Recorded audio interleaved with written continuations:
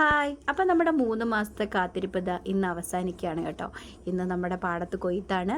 ഒരു വൈകുന്നേരമൊക്കെ 5 മണി 5:30 ആയപ്പോഴത്തേനും മിഷ്യൻ വന്നായിരുന്നു. അപ്പോൾ അവർ കൊയ്യാൻ ഇറങ്ങുകയാണ്. അങ്ങനെ നമ്മുടെ തമിഴ്നാട്ടിലെ ആദ്യത്തെ കൃഷിയാണ്. നമ്മൾ ആദ്യമായിട്ട് ചെയ്യുന്ന കൃഷിയാണ് കേട്ടോ നെല്ല്. അങ്ങനെ അവർ വന്നു, കണ്ടത് കൊയ്ത്തൊക്കെ ആരംഭിച്ചു. ഒരു 1.5 മണിക്കൂറത്തോളം കൊയ്ത്തൊക്കെ ഉണ്ടായിരുന്നു കേട്ടോ.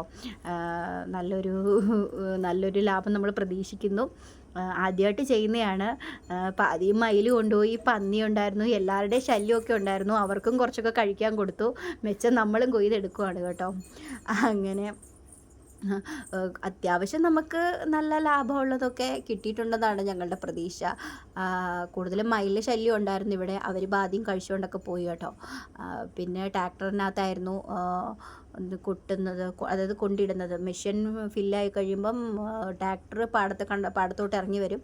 അതിൽ തന്നെ നിറച്ച് അടുത്ത് തന്നെയാണ് നമ്മുടെ ഗുഡൗൺ ഉള്ളത്.